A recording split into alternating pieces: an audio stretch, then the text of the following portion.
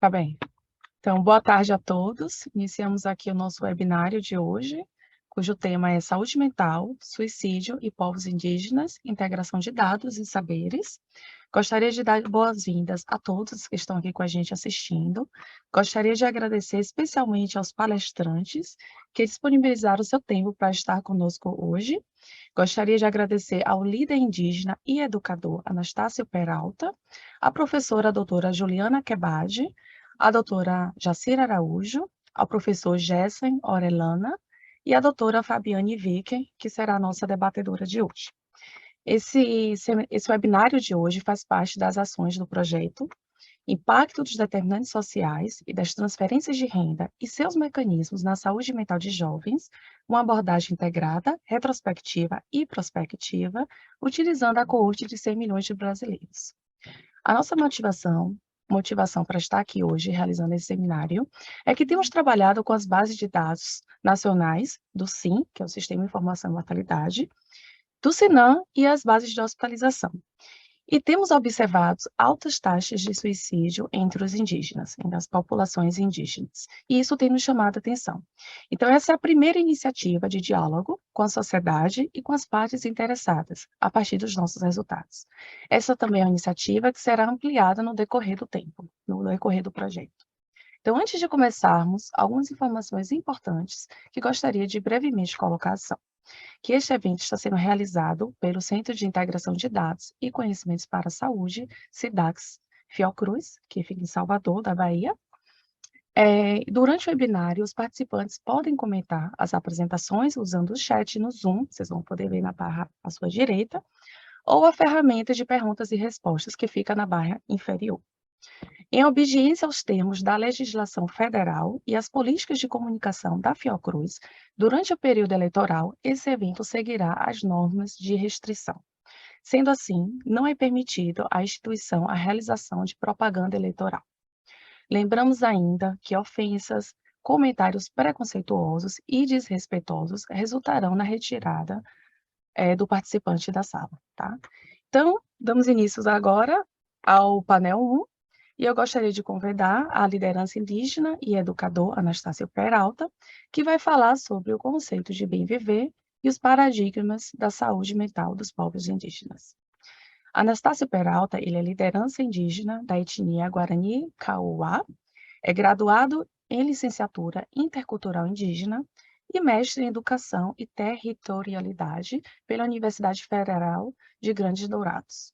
Atualmente reside na terra indígena Pernambizinho, município de Dourados, e atualmente também é conselheiro da Assembleia Geral do Povo Kaiowá e Guarani Ati-Iguaçu. Então, Peralta, agradecemos imensamente a sua disponibilidade e eu passo a palavra para você. Então, meu nome é Anastácio Peralta, sou Guarani Kaiowá, moro em Mato Grosso do Sul, no município de Dourado, na terra indígena Guarani, na terra indígena Panambizinho, né? Sim, tá bom. Então, vou começar a falar. Então, para nós, indígena Guarani Kaiowá, o bem viver começa porque nós, quando viemos aqui para a Terra, Deus mandou a gente, quando Deus fez tudo, a água, mata, terra, o sol, a lua, tudo, né, que em cima da terra, não tinha quem admirava da obra que ele fez, né, o Nyanderu Guaçu, nosso grande Deus, né. Aí ele mandou nós Kaiowá para vir admirar a obra dele, né, que deu o nome para nós de Ivupotu. Então nós somos flores da terra, admirador da obra de Deus. E aí, então para nós tudo tem vida, né? Tem alma. A água tem alma, o mato, as árvores têm alma, tem dono, né? O sol, a noite, né? Tudo tem seu espírito, sua alma. Então, o bem viver começa aí. E nós também temos nosso bem viver na religião, né? Que nós reza tudo para, vamos supor, se a gente vai plantar o, a semente, principalmente o milho, tem a reza do milho. Aí reza para, batiza a terra, né? Reza para a terra, abençoa a terra e também abençoa a semente para plantar. E depois de plantado, a gente também reza para chover, né? Então tem reza para tudo. E essas rezas eu chamo de tecnologia espiritual. Então, o bem viver é conectado com a natureza, né?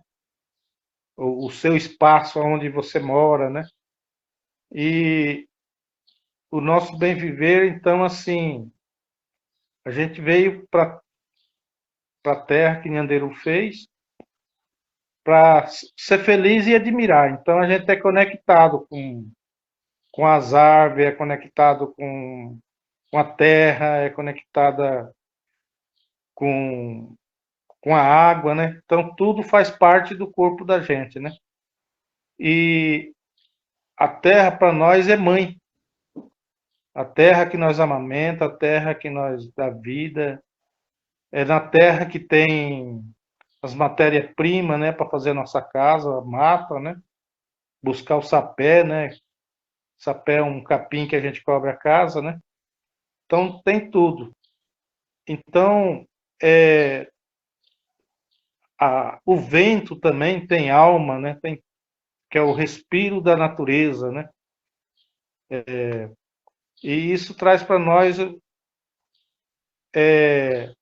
o bem viver, você tem que estar conectado com a natureza, né? Você tem que, pode ver que no corpo da gente tem água, né? Tem, a gente respira como o vento, né? Tem tudo isso. E então nós é admirador da obra de Deus, né? Então eu chamo isso tudo de bem viver, Tecoporã. A gente precisa amar a natureza, a gente precisa buscar a conhecer o que é a Mãe Terra. Os antigos falam que a mata é o nosso pai, a terra é a nossa mãe e o mato é nosso pai, onde busca matéria-prima, fruta, remédio, né? Nossa ciência de remédio é lá na mata, né? Então a natureza oferecia tudo para nós, né? Para o bem viver. E, e hoje a gente vê que não existe mais bem viver, né? Por mais que a gente queira ser feliz, queira a, a, o pensamento do não índio é destruir tudo, né? Ele destrói. E isso acaba tirando, né, o nosso bem viver. Primeiro a gente tem que ter espaço, que nós não tem mais o bem viver, né? Estamos, bem dizer, confinados, né? E isso tira o bem viver da gente.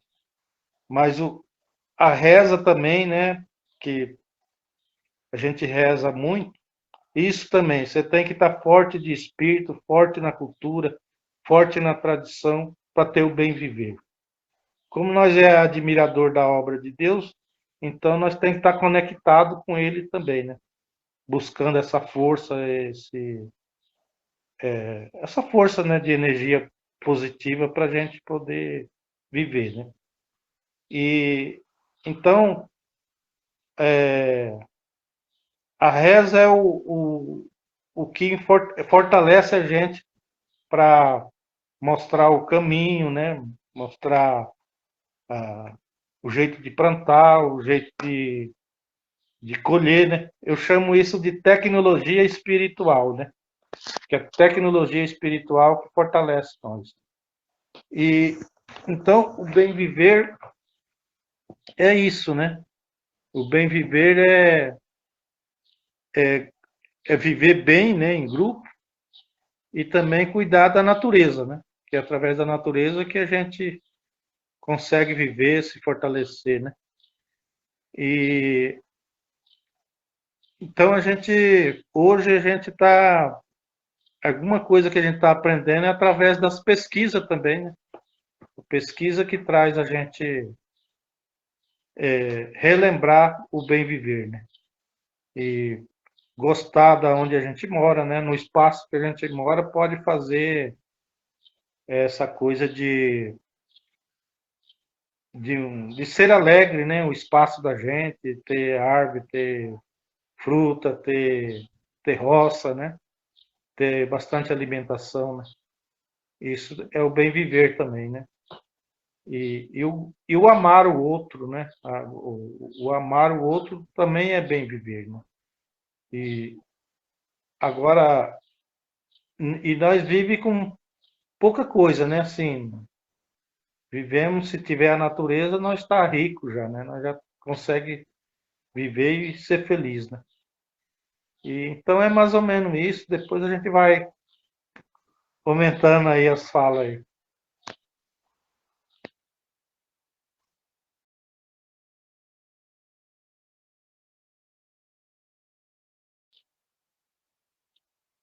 Sim. Não, tranquilo.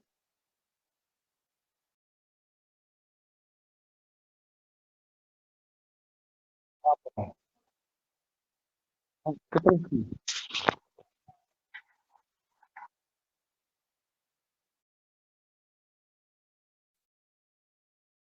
Muito obrigada, Anastácio, pela fala. Até anotei aqui algumas das frases que foram bastante importantes, que acabam tocando a gente, né? Que tudo tem alma, que a terra é mãe, é através da natureza que conseguimos viver e amar o outro também é o bem viver. Mas vamos guardar aí esses nossos pensamentos para o debate no final das nossas sessões.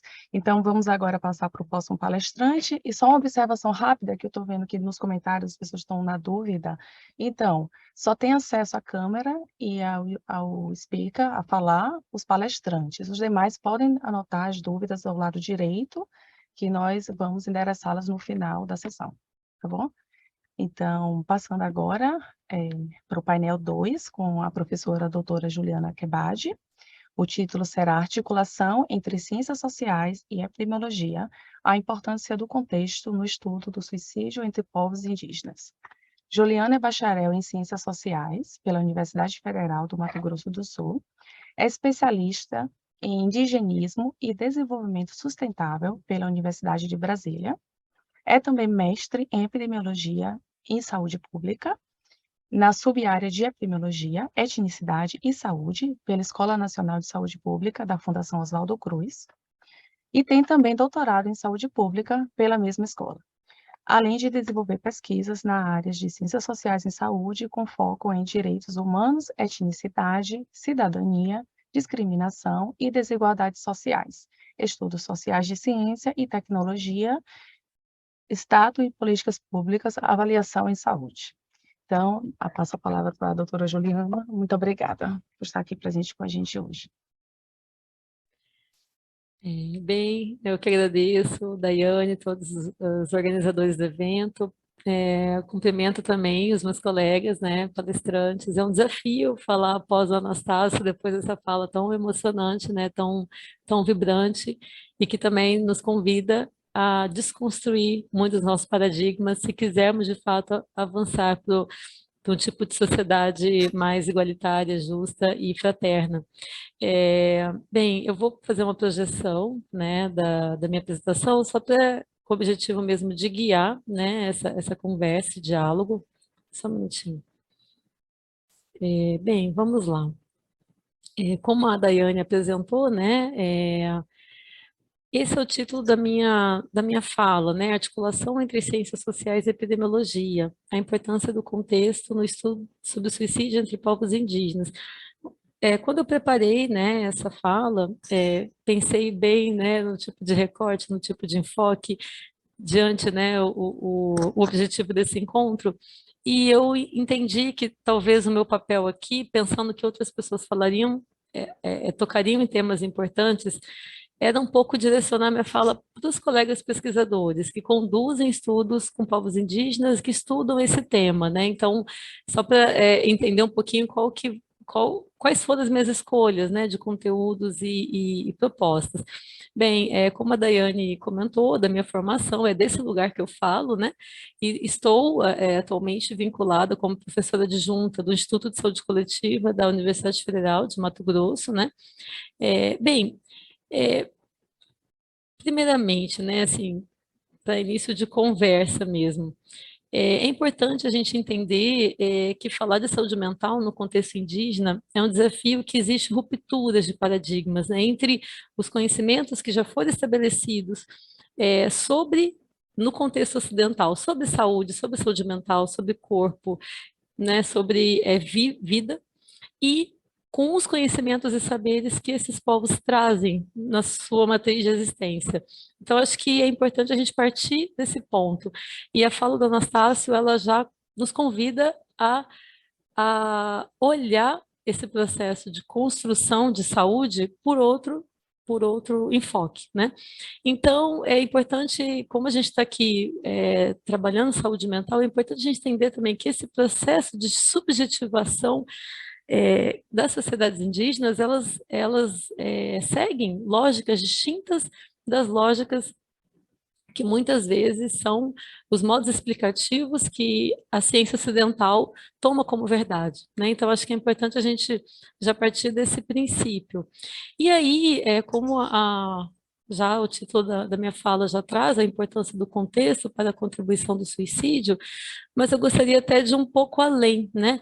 Para além de compreender o contexto de um fenômeno, de um agravo de saúde, a gente precisa entender que esse contexto ele também guarda formas de vida que promovem saúde, promovem bem-estar, né? E que explicam formas de existência diferentes, né?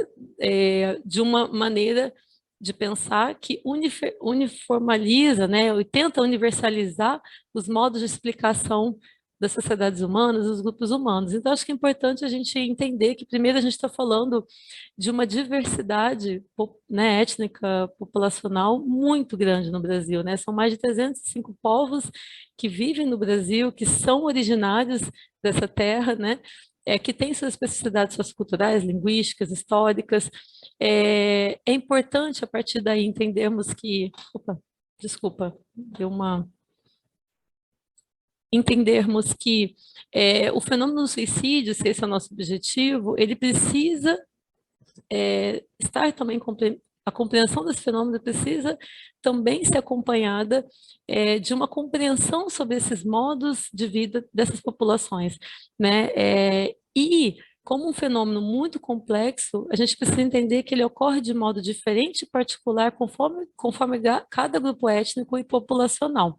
Então, também, como a gente está falando de sociedades que sobrevivem a um processo constante de colonização que ainda está em curso, é importante a gente entender que são populações que são atravessadas por uma violência histórica, que foram submetidas desde o processo colonial até os dias atuais, com a expoliação dos seus territórios, com persistente racismo e discriminação que vivenciam, e com os constantes interesses espúrios sobre os territórios que habitam, né? Então, quando o Anastácio fala que, a partir da concepção do bem viver, a terra não é uma mercadoria, a terra é o que, de fato, traz saúde, traz sentido de existência, ele é uma maneira de resistir a esse interesse que quer expulsar as populações dos seus territórios para que seja uma terra que se torne uma moeda, né? Então, é sobre essas bases que a gente também precisa entender não só o suicídio, mas qualquer outro fenômeno de agravo à saúde, né, que acomete os povos indígenas. Assim, nesse sentido, partindo desse pressuposto, também é importante compreendermos que esses fatores de risco que podem levar, né, o suicídio, ele precisa ser compreendido, interpretado dentro desses contextos, né, para que a gente também não incorra em equívocos interpretativos, né? Até porque algumas categorias explicativas que poderiam ser adequadas a algumas populações não se aplica a outras populações, né? Então, é interessante a gente partir desse pressuposto. E uma coisa que se faz na ciência, porque é um pressuposto científico, é buscar explicações ao máximo generalizáveis. E, nesse sentido, quando a gente trabalha com povos indígenas, a gente precisa tomar muito cuidado com essa tendência, porque a gente, né, com a intenção de elucidar um problema, podemos incorrer no erro de imputar fatores que estão mais relacionados alguns grupos populacionais e não em outros, né? Então, acho que é importante a gente compreender essa questão.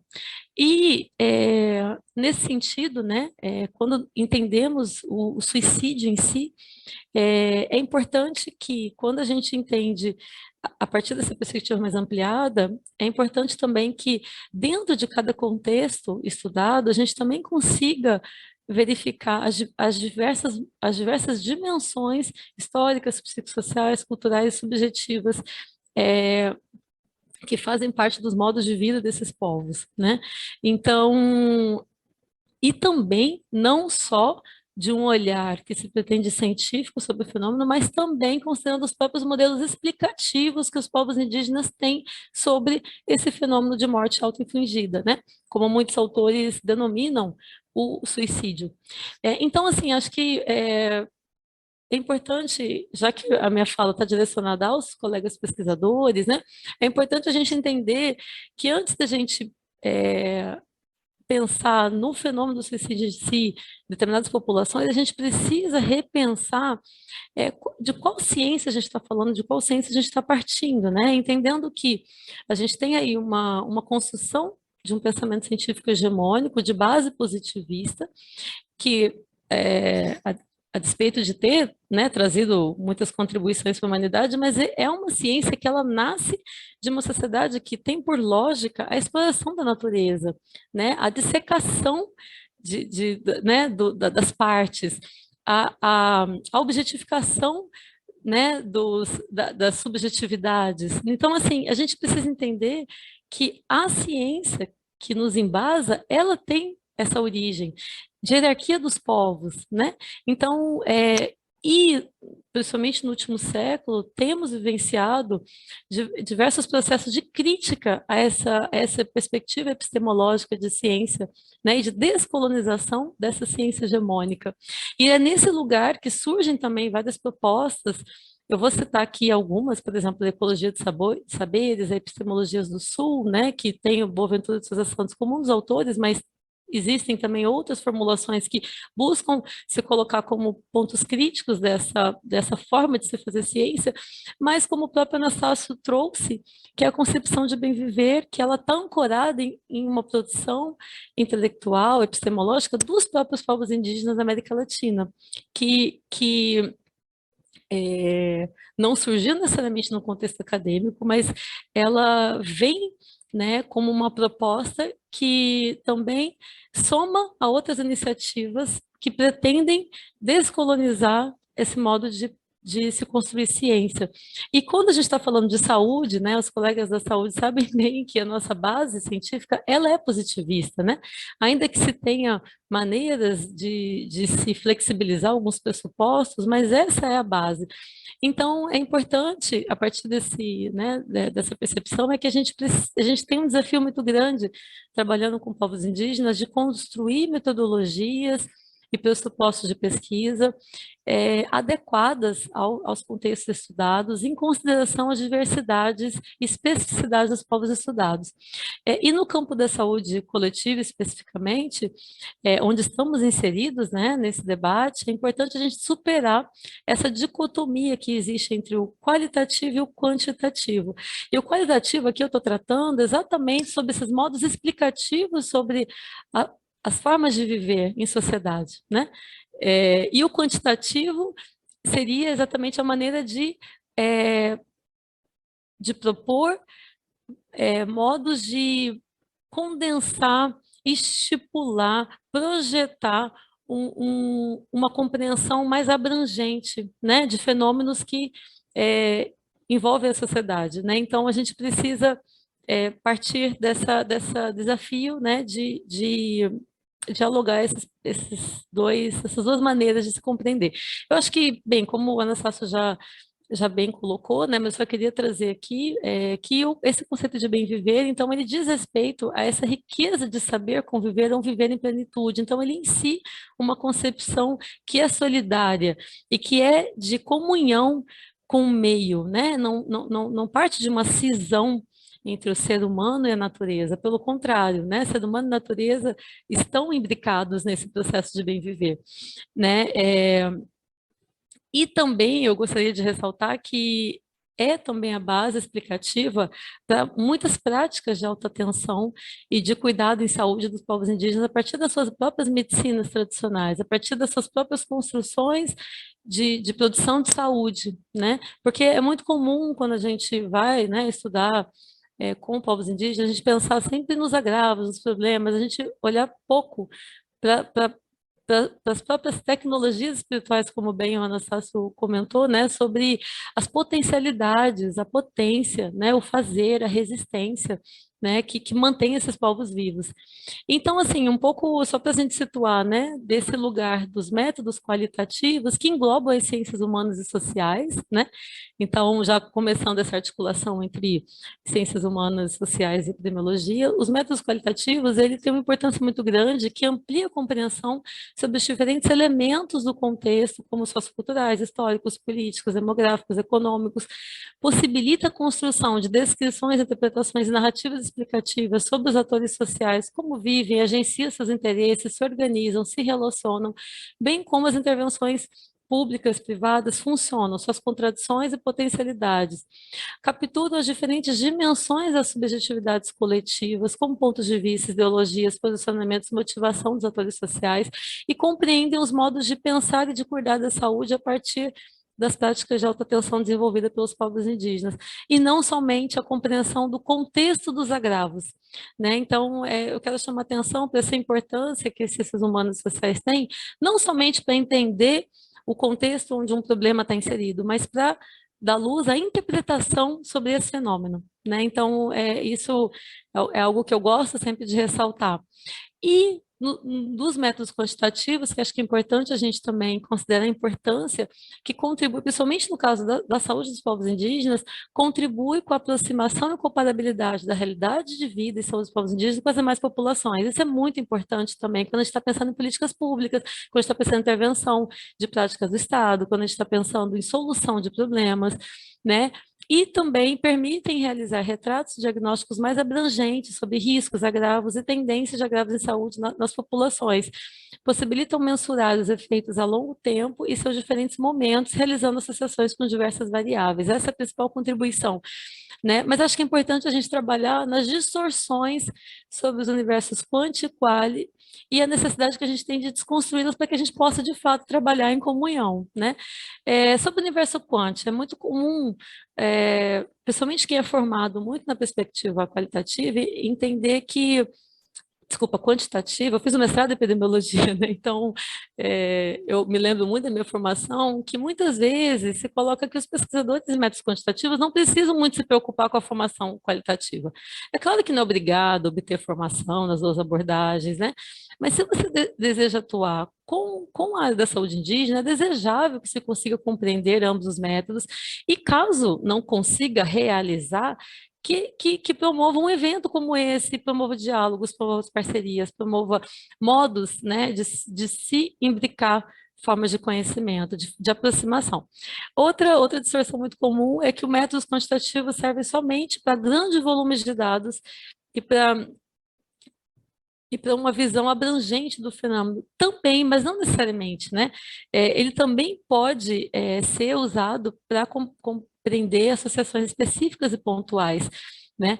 Outra distorção também muito comum é que a pesquisa quantitativa está mais próxima da verdade sobre o fenômeno, pois é mais neutra que a qualitativa. Eu acho que isso é uma das mais frequentes, né? Porque a gente tem que entender que não existe neutralidade em pesquisa. O que existe é rigor metodológico, ética e reflexividade. O que é isso, né? Quando o próprio pesquisador se coloca como objeto a ser estudado, como parte, né, da compreensão do fenômeno, como um sujeito em sociedade, como um sujeito com seus interesses, né? que age, que tem agência, né? Inclusive na escolha dos temas que está estudando, né? Então, acho que é importante a gente partir desse ponto para que essa busca, em vez de verdade, eu não gosto desse termo, mas da realidade, porque a ciência, né, ela tem como objetivo entender a realidade dos fenômenos. Então, que a gente possa, a partir da compreensão dessa realidade, também se entender como parte desse fenômeno. Outra dissociação muito forte é a perspectiva quantitativa é mais restrita e não permite tirar conclusões sobre o dado fenômeno. Eu costumo pensar que restrição e amplitude tem mais a ver com a adequação da abordagem escolhida para o problema do que com o método em si, né? O problema não é se é quant ou se é quali, é se está adequado para o que você quer compreender, né? E o método quantitativo vai fornecer uma informação mais confiável. Eu penso que essa afirmativa não se aplica, porque a confiabilidade ela não tem tanto a ver com a natureza do dado ou desenho escolhido para a condução de um estudo, mas sim com fatores de interferência alheios à condução da pesquisa, critérios de seleção, baixa transparência, inadequação do método frente ao problema estudado. E agora vamos pensar um pouco sobre o universo quali, né? Algumas distorções que dificultam essa aproximação. O método qualitativo é menos confiável por ter maior interferência do pesquisador.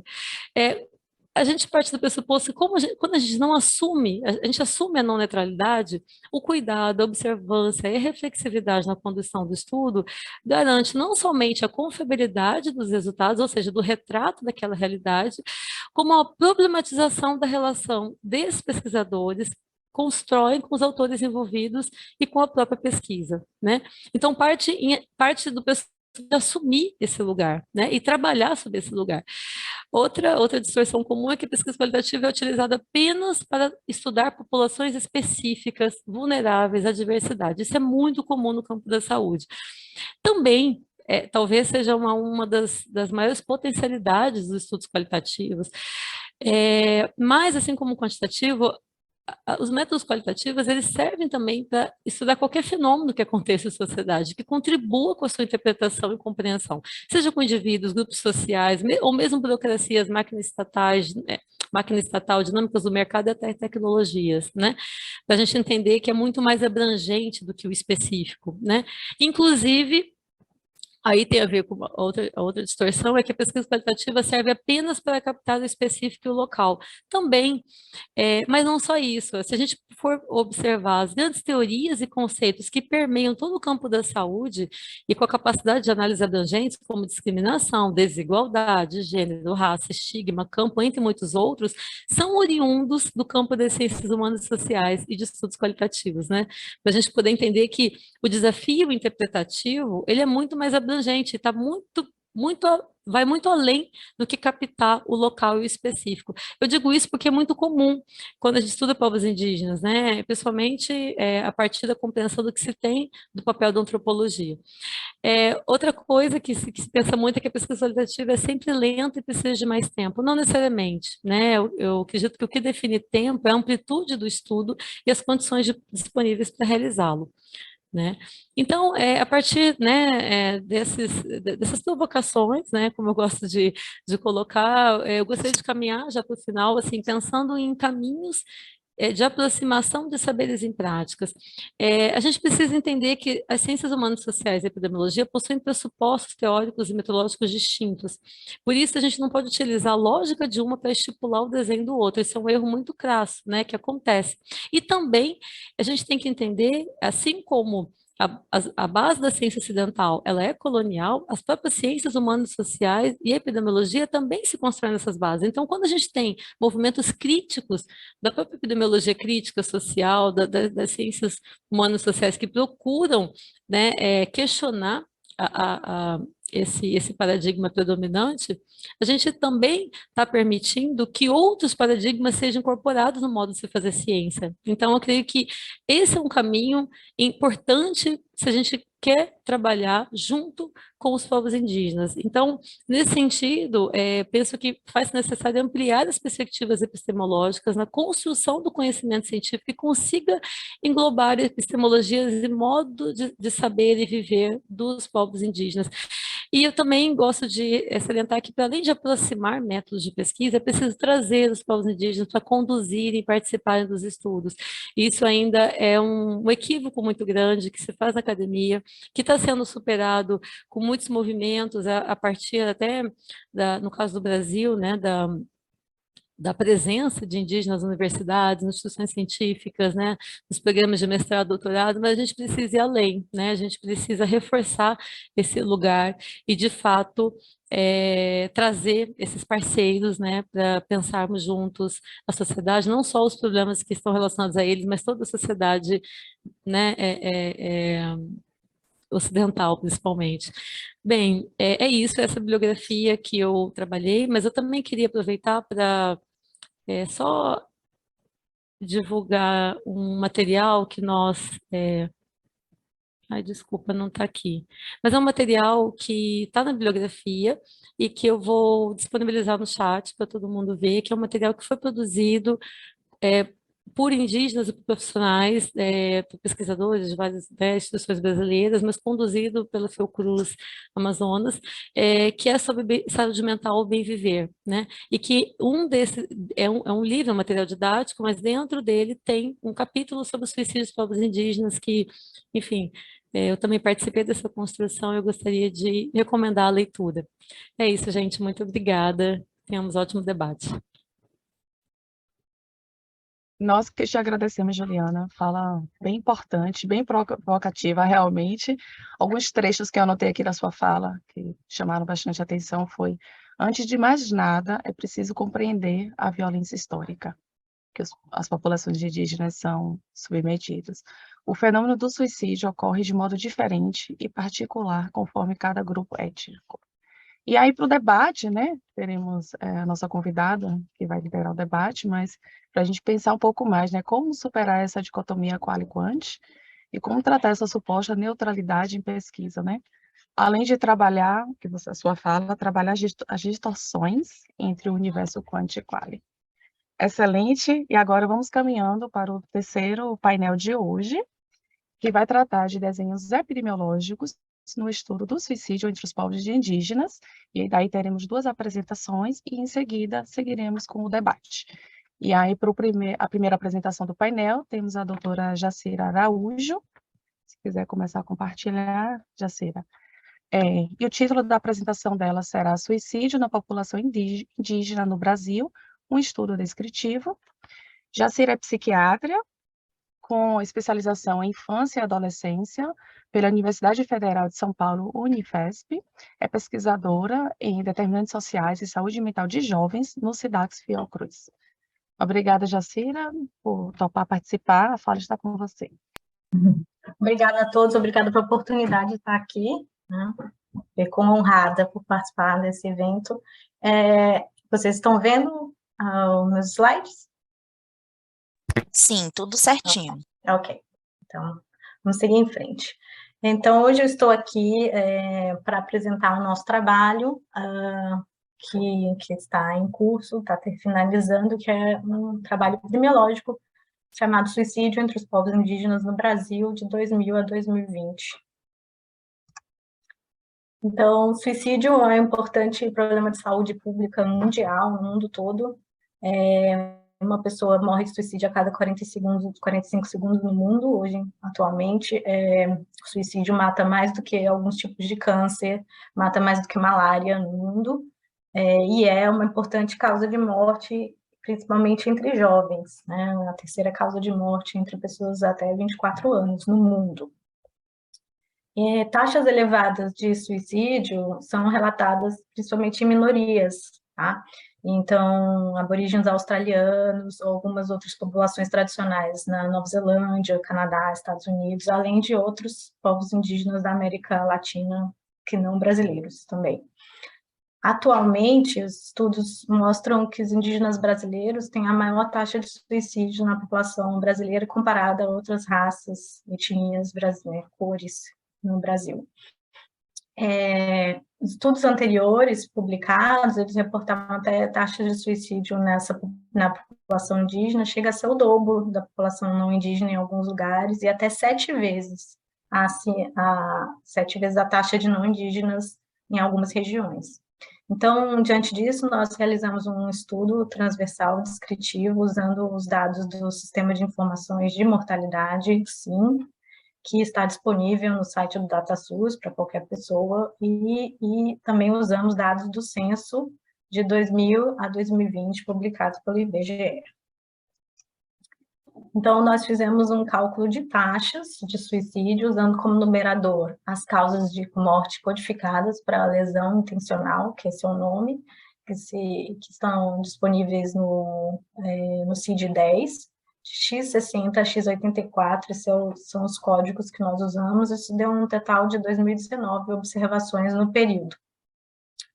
O denominador, que é relativo à população, foi calculado usando a população do censo 2010. Então, o que a gente fez foi usar estimativas do censo 2010 para a população indígena, estratificada por sexo e idade, e usar a projeção desse censo para os anos subsequentes e para os anos anteriores até 2001.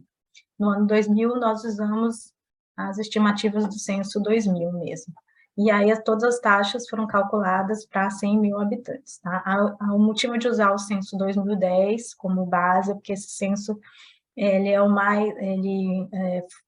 tem uma inovação em relação ao censo 2000. O censo 2000 foi o primeiro a perguntar a raça-cor, mas o censo 2010 ele tem uma modificação, uma melhoria nesse aspecto, porque ele tem duas categorias, duas questões que perguntam raça e cor, e também foi o primeiro a colocar esse item no questionário universal do censo. Então, nós acreditamos que o censo 2010 reflete melhor a população indígena do que o censo 2000. Então, vou começar mostrando os nossos resultados. Aqui nós temos as taxas de suicídio na população indígena por região. Então, a linha vermelha é o total de suicídios de indígenas, de taxas de suicídio de indígenas nesse período, e as outras linhas são as regiões brasileiras. Então, nós temos aqui as taxas mais altas na região centro-oeste, que é essa linha marrom, e em seguida a região norte, com crescimento e aproximação da região centro-oeste. Em terceiro lugar, nós temos a região sul, e a região nordeste e sudeste muito abaixo até da taxa geral das outras regiões. Aqui nós temos um gráfico semelhante, só que é dividido para homens e mulheres, né? E dividido por sexo, e aqui nós temos à esquerda mulheres e à direita homens, e nós vemos também que a região centro-oeste também tem as maiores taxas para mulheres, mas com uma certa redução, e a região norte tem um aumento progressivo e termina tendo taxas semelhantes para mulheres, semelhantes à região centro-oeste a partir de 2013, aproximadamente. Comparado com as mulheres, os homens têm taxas mais elevadas em todas as regiões, e chama atenção a região centro-oeste também, muito acima das outras, e em seguida a região norte também, com o crescimento e a aproximação da região centro-oeste. Aqui, nesse terceiro gráfico, nós temos os nossos resultados divididos por faixa etária. Então, nós temos primeiro 10 a 24 anos, no meio 25 a 59 anos e depois 60 anos para frente. E também o que chama atenção é as taxas de suicídio muito elevadas na faixa etária mais jovem, de 10 a 24 anos, que é contrário às taxas, os resultados para a população brasileira em geral. A população mais afetada são os maiores de 60 anos. Então, aqui nós temos o inverso, os indígenas, as maiores taxas estão na menor faixa etária, e também com a região centro-oeste com as taxas mais elevadas, mas com uma queda, e a região norte com um aumento também, a aproximação da região centro-oeste. A segunda faixa etária com taxas mais elevadas é de 25 a 59 anos, e acima de 60 anos as taxas são bem próximas em todas as regiões e muito baixas, que também, repetindo, é muito diferente da população geral brasileira, que é o contrário. Aqui nós temos um heatmap que nós fizemos mais ilustrativo onde nós vemos as taxas de suicídio por estados, tá? Então, a cada mapa representa uma separação de 5 anos, com 2000, 2005, 2010, 2015 e 2020, e as taxas de suicídio mais elevadas estão em cores mais escuras, se aproximando do azul violeta, e as menores se aproximando do amarelo. Então, aqui vocês veem que Mato Grosso do Sul é o que tem taxas mais elevadas, o estado com taxas mais elevadas no período do nosso estudo, mas com uma certa redução, suavização, uma tendência, né, a redução aqui no final. E a região, desculpa, o estado do Amazonas tem um aumento progressivo das taxas, assim como Roraima. Aqui nós temos um gráfico de barras, que é a representação do anterior, só que em barras. Então, aqui nós temos todos os estados brasileiros e as taxas de suicídio por 100 mil habitantes. E aqui nós vemos o Mato Grosso do Sul sempre à frente, né, dos outros estados, mas com uma certa redução, de 2015 para 2020, o Amazonas com um aumento progressivo, e Roraima em terceiro lugar também, com um aumento progressivo. Aqui, nós fizemos devido às taxas tão altas, né, Amazonas e Mato Grosso do Sul, em relação aos outros estados, nós decidimos fazer uma simulação, onde nós tiramos esses 2 estados da contagem da taxa, e fizemos esse gráfico. Então, aqui vocês veem em vermelho a taxa de suicídio na população geral brasileira, tá? E aqui em verde é a taxa de suicídio na população indígena com Mato Grosso do Sul e Amazonas, e azul quando nós tiramos Amazonas e Mato Grosso do Sul. E aí vocês veem que a taxa sem Amazonas e Mato Grosso do Sul é muito mais baixa e se aproxima muito mais próxima da taxa da população geral brasileira, mostrando o peso que esses 2 estados têm na taxa de suicídio de indígenas. Aqui nós temos as causas de morte por suicídio, métodos de suicídio. Nós temos aqui geral, homens e mulheres, e nós temos que o principal método de suicídio usado pelos indígenas é a lesão intencional, especificamente o estrangulamento, enforcamento, que é 88,8% deles, dos suicídios usaram esse método, e é o principal tanto para homens quanto para mulheres. Já como segundo método de suicídio mais usado, tem uma diferença entre homens e mulheres. Então, os homens em 4% usam arma de fogo, e as mulheres em 3% usam pesticidas, ou seja, envenenamento por pesticidas. Então, como discussão, resumindo o que eu falei, as taxas de suicídio na população indígena variaram entre 8,5 e 22 por 100 mil habitantes no período do estudo. A região do Brasil com taxas mais altas de suicídio foi a região centro-oeste, nesse período, que variou de 29,5 a 58.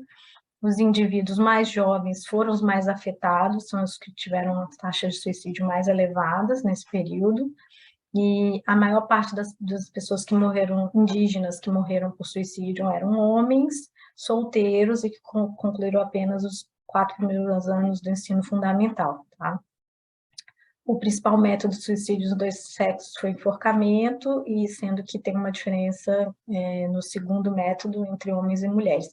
Esse perfil de método de suicídio também é muito semelhante da população brasileira geral, que também enforcamento é o principal método de suicídio na população geral brasileira. Então, nossos dados sugerem que as taxas, uma tendência de estabilização das mortes por suicídio ou dos suicídios no Mato Grosso do Sul, e uma tendência de aumento no estado do Amazonas. A melhora na captação dos registros de mortalidade nessas regiões nessa região, principalmente na região norte, pode explicar parcialmente esse aumento de casos progressivos, já que houve um esforço de melhora da captação desses registros, mas outras coisas, outras ocorrências também podem justificar esse aumento. Então, existe um recente crescimento de mineração, desmatamento nessa região, que provoca um aumento de insegurança e violência, que estão fortemente relacionados com piora da saúde mental. Além disso, tem a falta de perspectiva dessa população, como Anastácio falou bastante anteriormente. Existe eu até anotei uma coisa que ele falou de não ter espaço, de estar confinado. Isso está muito relacionado com desespero, que é um fator, que é um estado que está muito relacionado ao suicídio, né? E a perda de cultura e de identidade, do bem viver mesmo, como ele disse, e o pouco acesso também ao tratamento de saúde mental associado ao uso precoce de bebidas alcoólicas nessa população, que também estão relacionados já, em estudos prévios, estão relacionados com o aumento de taxa de suicídio e que também são vistos entre os indígenas. Então, esse estudo tem algumas limitações, né, que tem que ser ditas. A população indígena é pequena em algumas regiões do Brasil, portanto, as taxas de suicídio podem estar muito vulneráveis a pequenas flutuações, a imigrações, por exemplo. A etnia, nós temos algumas limitações do SIM, né, dos dados do SIM. Então, um deles é que a etnia e raça não é autodeclarada como no censo, ela é designada ou pela família, ou pelo legista, ou funcionário do IML, ou médico que dá um atestado de óbito, então está sujeita a erros, né? Outra questão é que os dados do SIM não permitem identificar o grupo étnico específico, o tribo que o indivíduo pertencia. A gente só tem o dado de que é indígena, a gente não sabe qual grupo ele pertencia. E é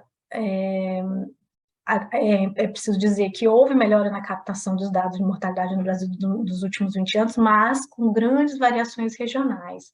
Então, tem regiões que tiveram melhora mais cedo e outras que estão atingindo um nível ótimo de captação, ou próximo ao ótimo, mais recentemente, como a região Nordeste. Então, isso pode provocar variações nas taxas, com certeza. Outra questão é o uso do censo 2010, que foi uma escolha nossa e que isso pode provocar uma superestimação da população indígena nos anos anteriores, já que a gente usou como base um censo que captou mais indígenas do que o censo anterior, por conta da melhora da forma de questionamento sobre raça. Então, como conclusões, os nossos resultados das taxas, com a exclusão do Amazonas e Mato Grosso do Sul, indicam que o problema do suicídio aparentemente está localizado em alguns estados, não é global. Apesar disso, alguns problemas são comuns a todos os povos indígenas, como acesso à saúde mental, violência estrutural e desemprego. É importante também a gente lembrar, como Juliana já falou também, as especificidades em interpretação do ato do suicídio, porque esse estudo epidemiológico, como quase todos os estudos epidemiológicos que não são realizados por indígenas, eles vão vir carregam nossa visão do suicídio como algo sempre negativo, estigmatizante, e esses estudos não permitem a gente compreender da forma como foi feito esse também, os detalhes de como o suicídio é visto para aquelas populações específicas, né? Nós acreditamos que estudos epidemiológicos devem ser desenhados para grupos específicos, com dados individualizados, preferencialmente também com dados qualitativos, além dos quantitativos, para avaliar os riscos desse fenômeno nessas populações. A participação de representantes dos grupos indígenas, lideranças locais e pesquisadores indígenas são imprescindíveis para embasar qualquer discussão de dados epidemiológicos sobre qualquer agravo em saúde nessa população, mas principalmente suicídio, que é um fenômeno sociocultural, além de um fenômeno de saúde. Eu queria agradecer a todos e estou disponível depois para discussões e responder perguntas também. Queria agradecer também a Sidax, a Fiocruz e a Daiane pela oportunidade de estudar um assunto tão interessante. Nós aqui te agradecemos, Jaci.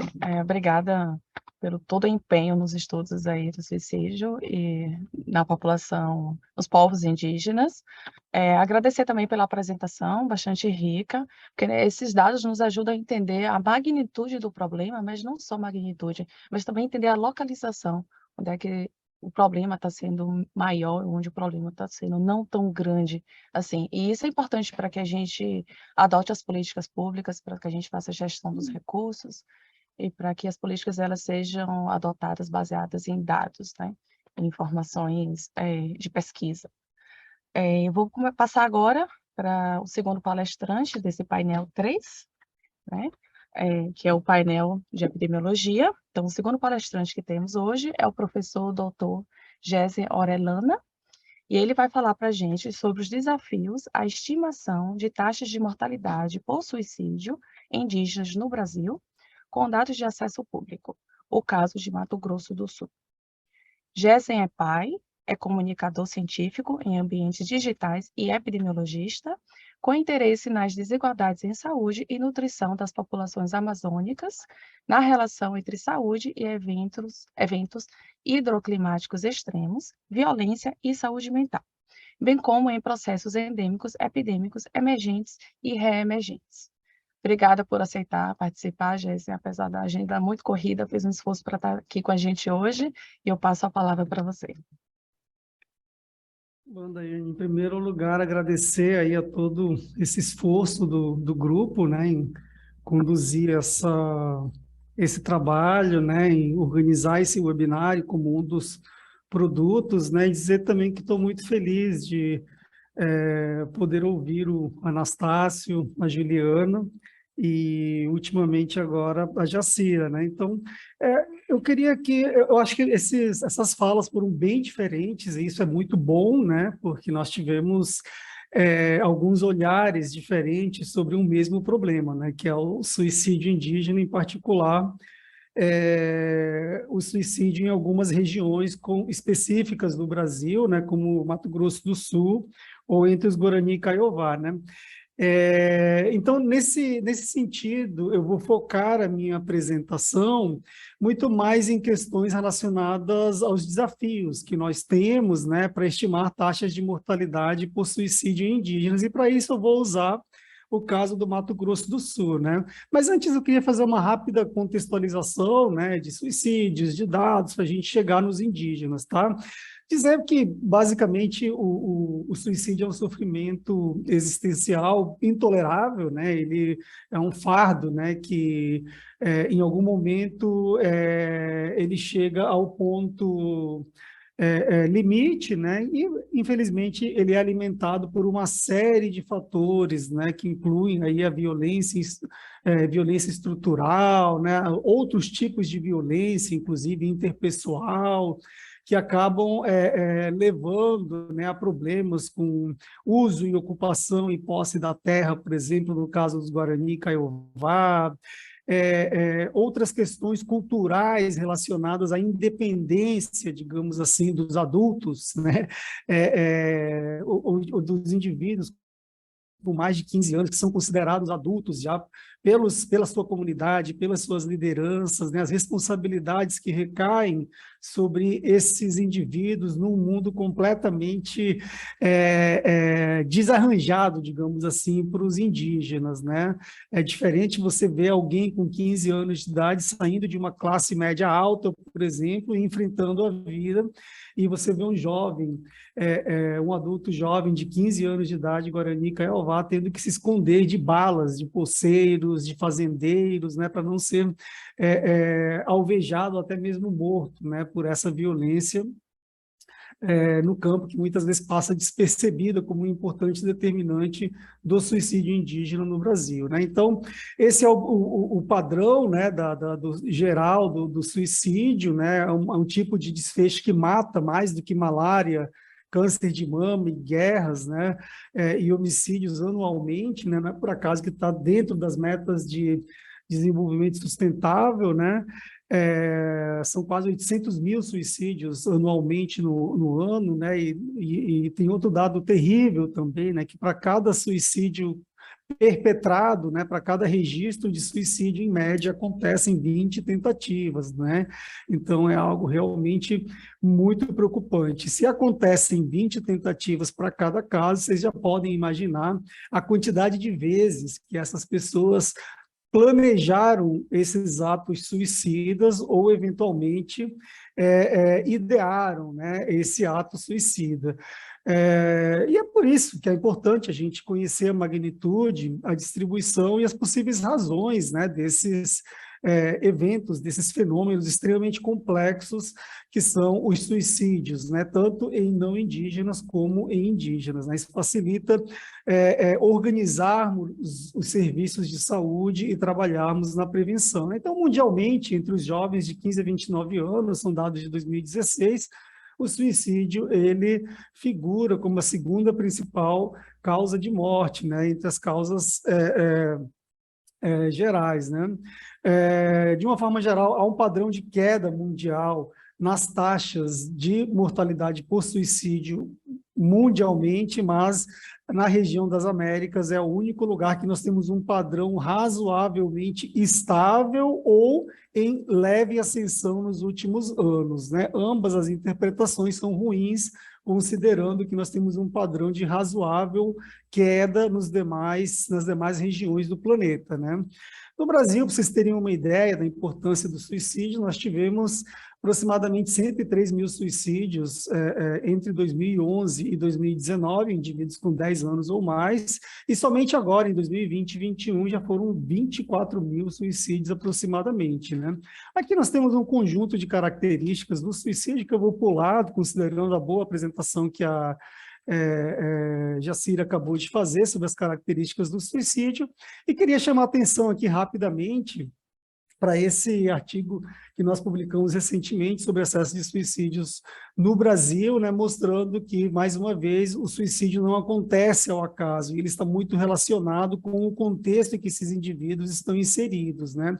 Esse nosso estudo foi realizado nos primeiros 10 meses da epidemia de Covid-19 no Brasil e mostrou que justamente as regiões mais impactadas, mais afetadas pela disseminação viral e pela mortalidade por Covid-19 foram justamente as regiões em que nós observamos, né, um excesso de suicídios em algumas faixas etárias e sexo, como na região norte e na nordeste. Esse é um gráfico bem atual, talvez um dos mais atuais, sobre suicídio, né, sobre taxas de suicídio no Brasil, que mostram para a gente, fazendo uma comparação de triênios, né, dessas taxas de mortalidade em indivíduos de 10 a 29, 30 a 59 anos, 60 e mais anos, que no biênio de 2020 e 2021, nós tivemos um risco, né, uma taxa de suicídio maior nesse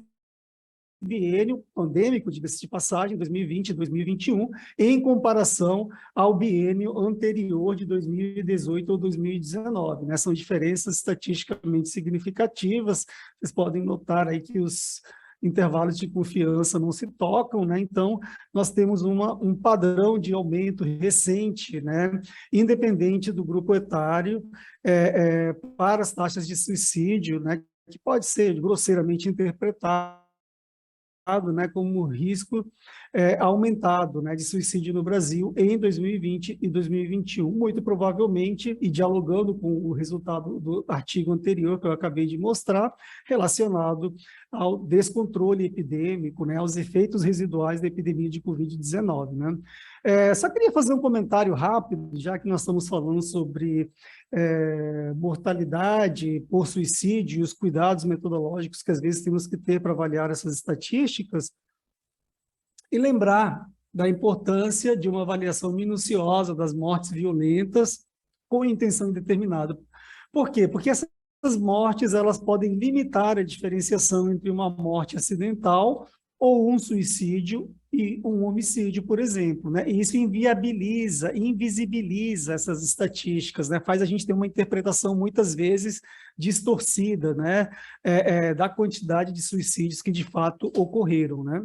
E existem vários métodos, né, para corrigirmos esses problemas, aí, como redistribuição de causas, fatores de correção baseados em trabalhos de busca ativa, que usam modelos para fazer essas correções, enfim. Independente dessas estratégias, o primeiro passo que nós temos que fazer é avaliar como anda, né, o comportamento desse grupo de causas de morte, né, dentro das estatísticas oficiais de mortalidade do Brasil. Né? Vocês podem ver que nas regiões Sudeste, Sul e Centro-Oeste, nós tivemos um aumento. Esse aqui é uma tabela para indígenas, tá, gente? Peço desculpas aí por ter esquecido de colocar duas informações importantes aí, a dos indígenas e a fonte, que é do Ministério da Saúde, né? Vocês podem ver que nós temos um excesso de morte, né, de mortes por suicídio importante nas regiões Sudeste, Sul e Centro-Oeste, quando eu comparo os triênios de 2019 a 2021 em relação ao triênio de 2016 ou 2018, né? Portanto, isso aqui é um forte indicador, né, de que nós estamos com problemas em relação à subnotificação, em relação a erros de classificação que fazem muitos desses casos, às vezes, se perderem dentro do próprio sistema de informação de mortalidade e leva à subestimação das nossas estatísticas analisadas, né? Especialmente no caso dos suicídios indígenas, né? Bom, e finalmente esse aqui é o trabalho que eu me propus a apresentar, né? É uma avaliação do risco e do padrão espaço-temporal do suicídio no Mato Grosso do Sul, olhando, né, indígenas e não indígenas. É um estudo publicado em 2016, mas que continua muito atual em relação à sua metodologia, né? Mas antes de falar dele, eu quero fazer um contexto, né, para a gente entender um pouco o cenário do suicídio em Mato Grosso do Sul, né? Nós temos um notável excesso de mortes por suicídio na população indígena em comparação à população não indígena. Uma característica interessante aí, né, que no Mato Grosso do Sul nós também temos as maiores taxas de mortalidades para indígenas e não indígenas, ou seja, estou falando de um estado onde o suicídio ele é um problema para ambos os subgrupos, né, indígenas e não indígenas, né? Às vezes você está olhando os dados de outro estado e esse problema ele é claramente mais pronunciado, por exemplo, em um grupo, nesse caso nos indígenas, e nem tanto no outro. Mas no Mato Grosso do Sul, não. No Mato Grosso do Sul, tanto em indígenas como em não indígenas, essas estatísticas, essas taxas de mortalidade estão entre as maiores do país, tá? E por que a gente fez esse estudo, né? Muitas pessoas defendiam que justamente essas taxas altas da mortalidade por suicídio no Mato Grosso do Sul eram muito em função da presença dos indígenas residentes no estado, né? Então, nós tínhamos uma necessidade de analisar essas desigualdades étnicas, né, do suicídio no estado, para ver se realmente esse argumento falacioso, nesse caso, fazia algum sentido, né? Para isso, nós avaliamos os dados no estado do Mato Grosso do Sul, né, que tem 78 municípios, 11 micro-regiões de saúde, 3% da população indígena autodeclarada como indígena, de acordo com o censo de 2010, aproximadamente 3%, um pouco menos na realidade, tá? 64% dessa população indígena autodeclarada ela é Guarani Kaiowá, 32% terena e uma pequena fração de um outro subconjunto de indígenas. Portanto, estamos falando de uma certa homogeneidade do ponto de vista étnico-racial, que facilita algumas análises como esta, por exemplo, né? São 46 terras indígenas, né? Pode soar bastante coisa, né? Nossa, 46 terras indígenas é muita coisa, né? Em 27 municípios, mas como tanto o Anastácio como a Juliana já destacaram, né? São terras indígenas pequenas e que levam a conflitos, a desconfortos e, às vezes, um sofrimento que pode estar associado, inclusive, com o suicídio, né? As áreas Guarani são concentradas nas regiões central e sul do estado, isso é um dado importante para a gente ajudar a gente a entender esse trabalho, né? E aproximadamente 97% da população guarani vive nas regiões, né, nas micro-regiões de saúde de Ponta Porã, Dourados e Naviraí, no sul do estado, né, do Mato Grosso do Sul, né, que é basicamente atendido pelo IDCEI Mato Grosso do Sul.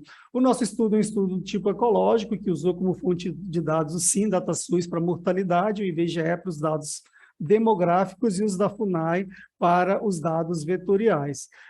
Codificamos também o suicídio com os códigos X60, X84, assim como a Jacira também fez no trabalho que acabou de apresentar. Avaliamos o comportamento dessa estatística vital nos maiores de 9 anos, sendo que no período de 2009 a 2011 nós fizemos uma avaliação das características das vítimas, que também vou pular, dada a semelhança, né, das características dessa subamostra do meu artigo em comparação à análise do artigo preliminar da Jacira, tá? Aliás, tem um pequeno detalhe que eu vou comentar lá no final, que não é tão parecido assim, não.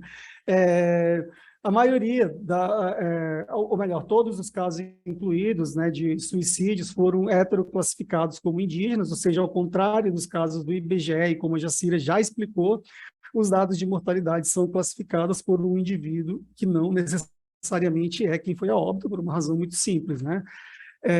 Nossa análise incluiu um componente temporal de 2000 a 2012, né? Utilizamos imputação do tipo HOT-DEC, um tipo de imputação simples, tá? Não é uma imputação complicada do ponto de vista estatístico, na variável cor ou raça, dada a importância, né, dessa variável para as nossas análises, né? Mas isso não quer dizer que nós tínhamos muito nisso, né? Nós tínhamos pouco até, mas mesmo assim nós preferimos trabalhar com a totalidade devido ao N razoavelmente pequeno dessa nossa subamostra, né? As taxas ajustadas com intervalo de confiança exato foram usadas, né?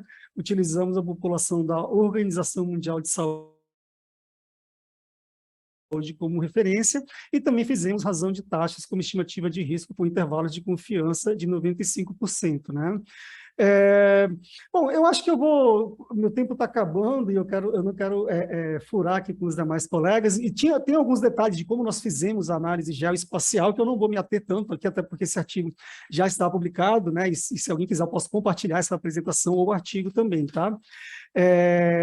Enfim, eu vou pular essa parte da metodologia e falar um pouquinho das nossas análises, né? Nos municípios com mais de uma terra indígena, os casos foram divididos de acordo com o tamanho da população e, em seguida, distribuídos aleatoriamente e proporcionalmente. Já naqueles municípios sem terra indígena, esses casos foram distribuídos proporcionalmente entre áreas urbanas e rurais, mas de acordo com o percentual de indígenas autodeclarados residentes no município no censo de 2010. E, em seguida, posicionado de forma aleatória nas áreas urbanas e rurais. Enfim, na série temporal, nós consideramos a taxa ajustada de mortalidade como variável resposta e o ano calendário como variável explicativa. Nossas taxas foram suavizadas de forma não paramétrica para fins de análise desses dados, né? E usamos o programa R para fazer essas avaliações. Os resultados são esses, basicamente, né? Essa aqui é uma análise descritiva, sem o uso dessa metodologia que foi desenvolvida para georrecodificar, georreferenciar esses casos no espaço-tempo, que mostram praticamente a inexistência, né, do suicídio fora da região sul, do suicídio indígena, né, fora da região sul e centro-oeste do estado do Mato Grosso do Sul. Ainda assim mostra que na região sul do estado há uma grande concentração de suicídios, né, porque nós temos taxas ajustadas altas, né, nessa região, sul do estado do Mato Grosso do Sul. Vocês podem notar que essas áreas mais escuras, né, são as áreas que representam as áreas com maior risco de suicídio, né? E aqui nós temos para os não indígenas, né, um padrão mais ou menos heterogêneo, né, sem grandes diferenciais, e depois que nós aplicamos a metodologia, nós conseguimos focar especificamente na região sul, que era a que concentrava mais os suicídios indígenas, né? E foi quando foi possível, na realidade, identificar os pontos quentes, digamos assim, os hotspots dos suicídios indígenas. Ao contrário dessa primeira imagem aqui que mostrava quase uma nuvem escura no sul do Mato Grosso do Sul, com a nossa metodologia foi possível identificar determinadas terras indígenas, em particular umas 3 ou 4 terras indígenas, onde há uma concentração maior desses suicídios. Portanto, esse suicídio, mesmo estando concentrado no sul do estado do Mato Grosso do Sul, ele não é homogeneamente distribuído, e sim está restrito a um conjunto razoável de aldeias de terras indígenas. Isso não quer dizer que não aconteça suicídio indígena em outras aldeias ou em outras regiões do Mato Grosso do Sul, apenas que há alguns pontos em que talvez 80% dos casos, 90% dos casos de suicídios indígenas do Mato Grosso do Sul se concentrem. Não encontramos uma tendência, né, nem de aumento, nem de redução significativa, tanto em indígenas como não indígenas também. Para finalizar agora, meu tempo esgotou, né? As taxas de mortalidade foram substancialmente altas em indígenas, em comparação a não indígenas. A concentração em poucas aldeias de terras indígenas situadas na região centro-sul do Mato Grosso do Sul, ela é majoritariamente ocupada pelos Guarani Kaiowá e Guarani Nandeva, então isso nos permite fazer o que, naquela época, foi a primeira análise étnico-racial, digamos assim, da distribuição do suicídio em territórios indígenas, né?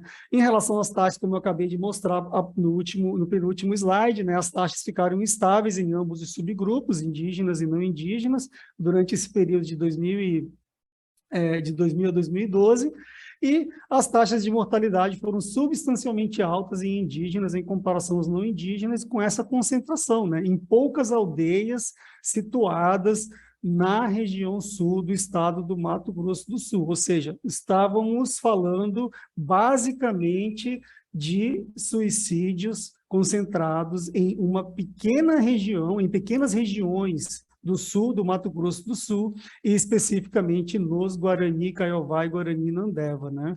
Então, seria isso, gente. O enforcamento, para finalizar, foi o método utilizado praticamente universalmente, né? Diferente do que a Jaciri encontrou, um padrão bem parecido do enforcamento entre indígenas e não indígenas, ali perto de 70%. No caso dos Guarani Kaiowá, no caso do Mato Grosso do Sul, o enforcamento foi o principal método utilizado, né? E é um método altamente letal, diga-se de passagem, né? Que impõe desafios adicionais para a elaboração e implementação de estratégias de intervenção que visam reduzir o número do suicídio. E essa análise que nós fizemos, inédita, né, geoespacial, ela acabou nos dando, né, essa condição, essa possibilidade de fazer a avaliação do suicídio indígena de uma forma um pouco diferente do que estávamos acostumados. Seria isso, muito obrigado e desculpem aí por ter estourado o tempo. Nada, foi uma excelente fala, Jéssica. Estourou, mas foi necessário, muita informação, muita coisa importante que a gente precisava ter acesso, né? Esse é o nosso primeiro, lembrando que esse é o nosso primeiro webinário, então novos, estamos aí já planejando novos, e a gente terá mais tempo para discutir todos os temas tão importantes. Eu não vou me delongar, vou passar para a Fabiane, doutora Fabiane, que vai ser nossa debatedora, já que a gente já está com um tempo um pouco mais avançado. A doutora Fabiane Vick, ela é psicóloga, mestre em psicologia de saúde e doutoranda em epidemiologia, equidade e saúde pública pela INSP Fiocruz. Trabalhou como responsável pela área técnica de saúde mental e atenção psicossocial no Distrito Sanitário Especial Indígena do Mato Grosso do Sul, da CESAI, no período de 2008 a 2021. Realizou estágio no Centro de Pesquisa Transcultural Aplicada na Universidade de Wellington, na Nova Zelândia, entre 2013 e 2014, e ela também tem experiência na área de saúde indígena, saúde mental, psicologia transcultural e saúde coletiva. Fabiane, obrigada mais uma vez por ter aceitado o nosso convite. Eu passo a palavra para você. Iniciamos os debates. Muito obrigada, Daiane.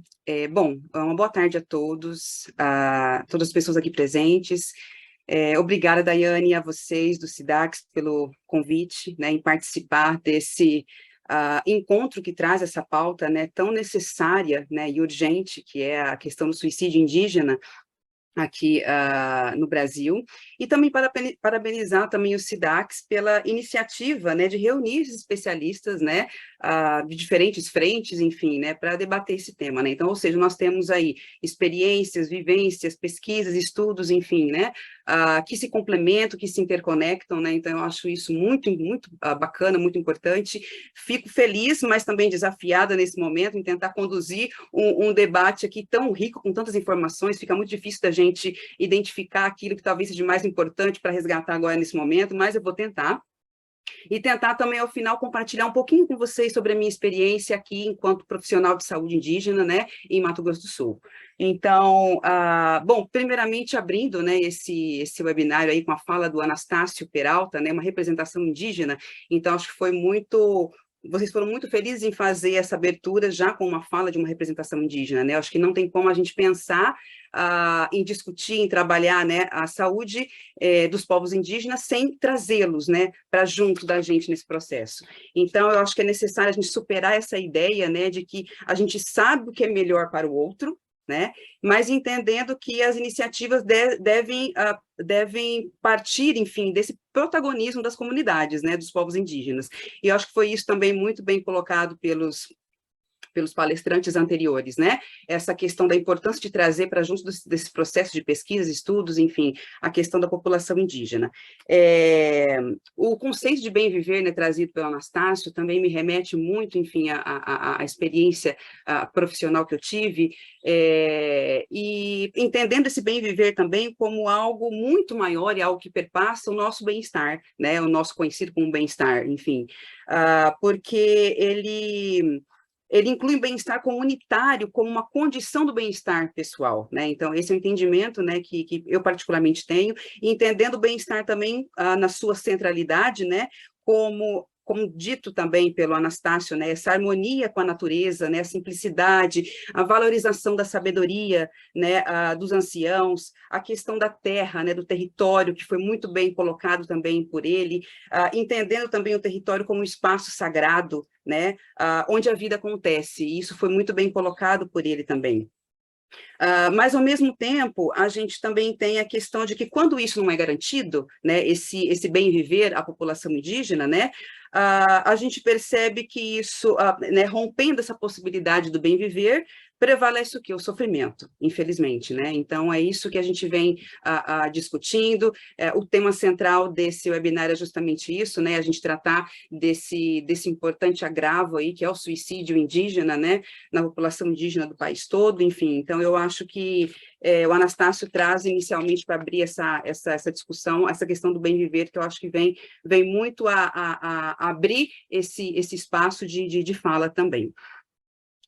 A professora Juliana traz também uma importante fala com relação à questão da importância, né, dos estudos quanti e quali, ou mistos, enfim, né, especialmente quando se fala com relação à questão de saúde indígena, né, eu acho que é um desafio muito grande. Claro que estudos quanti são de fundamental importância, sem sombra de dúvida, mas eu acho que a gente agregar também, dentro desses estudos, né, esse componente quali, né, é uma abordagem psicossocial, eu acho que também é de fundamental importância e necessário, né. Então, quando ela fala a respeito, né, da gente pensar, né, compreender melhor a questão dos fatores de risco, dos modelos explicativos, né, isso é muito importante, porque, bom, primeiro que existem uma multicausalidade para o suicídio, isso é trazido já da população indígena, né, nas suas próprias narrativas, né, ou seja, existem multifatores que eles próprios atribuem também à questão do suicídio,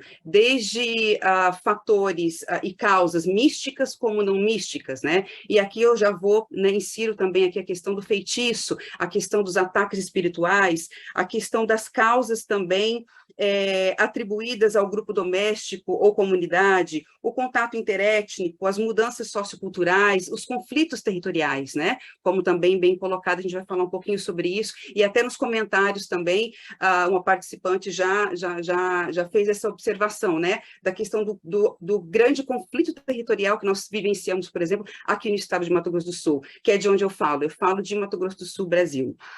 Então, eu acho que é um desafio muito grande também a gente pensar, né, essa questão de, além dos fatores de risco, né, e dos modelos explicativos para o suicídio, a gente também buscar conhecer um pouco mais sobre os sistemas culturais de saúde desses povos, né? Eu achei muito importante, porque também, como foi colocado pela professora Juliana, cada povo indígena também tem o seu sistema cultural de saúde, né? Ou seja, o que é saúde, o que é doença, o que é vida, o que é morte, o que trata isso, o que cura isso, né? Então, eu acho que é importante a gente buscar conhecer isso, até para que a gente se sinta mais seguros, não sei se seria a palavra mais adequada, mas confortáveis, a fim de tentar buscar medidas, estratégias, uma própria interpretação também, né, como foi colocado pela professora Juliana. Então, acho que isso são questões muito importantes, né, a partir do momento em que a gente busca ouvir também, trazer a comunidade, né, os povos indígenas para dentro desse processo, né, seja ele de pesquisa, de estudo, enfim, né, de construção de estratégias para o enfrentamento, né, então, claro que a gente tem muito a contribuir, sem sombra de dúvida, a ciência tem muito a contribuir, várias ciências, né, mas esse saber tradicional, né, o conhecimento, as práticas tradicionais, a cosmologia indígena, né? Então, isso é de fundamental importância. A professora Jacira, a doutora Jacira também colocou na sua apresentação, e achei muito interessante, algumas características, né, alguns destaques, entre eles a questão do suicídio na região centro-oeste, né, e norte. E eu achei interessante porque a gente tem, por exemplo, altas taxas, né, de suicídio, naturalmente, tanto na região do Araguaia, do Alto Rio Solimões, Mato Grosso do Sul também, né, com taxas importantes de suicídio indígena, e ela traz isso com muita propriedade no seu estudo, né? Então, além de outras características relacionadas à questão da faixa etária, à questão de sexo, né, enfim.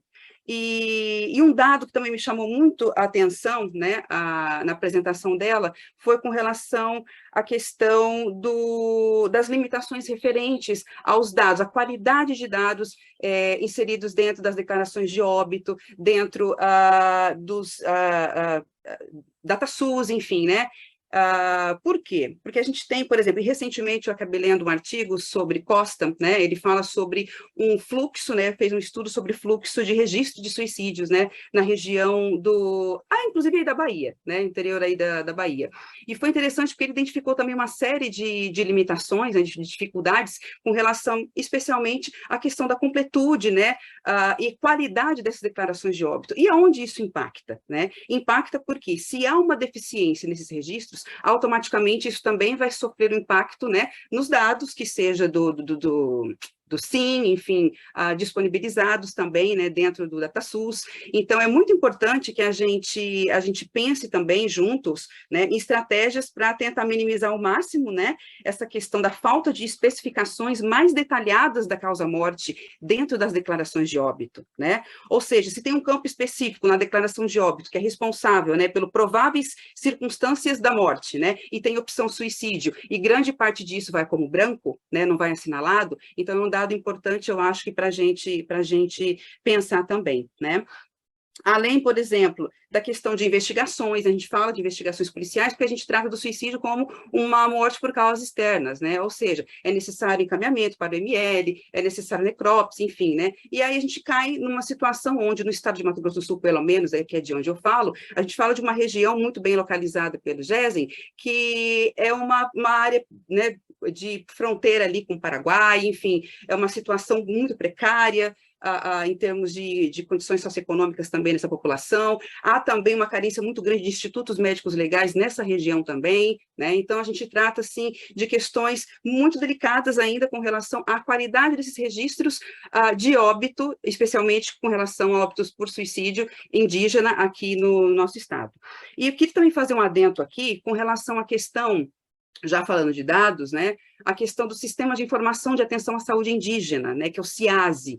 Isso acho que é muito importante da gente trazer à tona aqui também. Por quê? Porque é um sistema, né, do Ministério da Saúde, né, é um sistema da Secretaria Especial de Saúde Indígena, o qual os distritos sanitários, 34 distritos sanitários especiais indígenas do país, utilizam deste, né, para registros de absolutamente todas as atividades, serviços, assistências, módulos de morbidade, mortalidade, enfim, mas é um sistema que funciona paralelo, eles não se comunicam, né? Então, assim, eu vejo, conheço, né? Então, eu sei da importância desse sistema, mas, ao mesmo tempo, é um sistema de muito difícil acesso, né? Então, assim, dizendo isso porque existe uma série, obviamente, de cuidados, éticos, né, com relação à questão de sigilo, confidencialidade, enfim, né, mas é muito importante, eu acho, da gente pensar também em possibilidades de acessar com mais facilidade esse sistema, né, de informação de atenção à saúde indígena, que é onde tudo se concentra com relação à saúde indígena, né, e é muito difícil o acesso, tá? Então, assim, acho que é